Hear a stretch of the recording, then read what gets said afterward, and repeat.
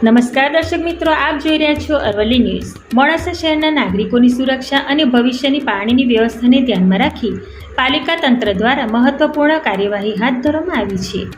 શહેરના વારીગૃહ ખાતે આવેલી વર્ષ જૂની અને જર્જરિત પાણીની ટાંકીનું સફળતાપૂર્વક ડિમોલેશન કરવામાં આવ્યું છે। વર્ષ 1992માં નિર્માણ પામેલી 9 લાખ લીટર ક્ષમતાવાળી પાણીની ટાંકી સમય જતાં અત્યંત જર્જરિત અને જોખમી બની ગઈ હતી।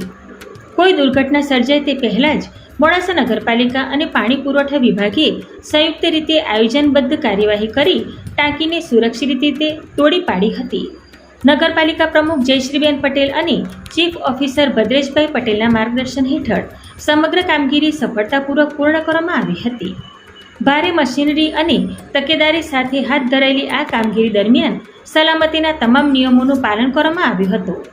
મહત્વનું એ છે કે જૂની ટાંકીના સ્થાને 15 લાખ લીટર ક્ષમતાવાળી નવી આધુનિક પાણીની ટાંકી હવે તૈયાર થઈ ચૂકી છે।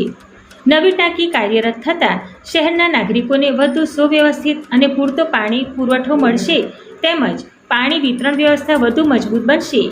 વૈભવ રાઠોડ સાથે જોતા રહો અરવલ્લી ન્યૂઝ। નમસ્કાર।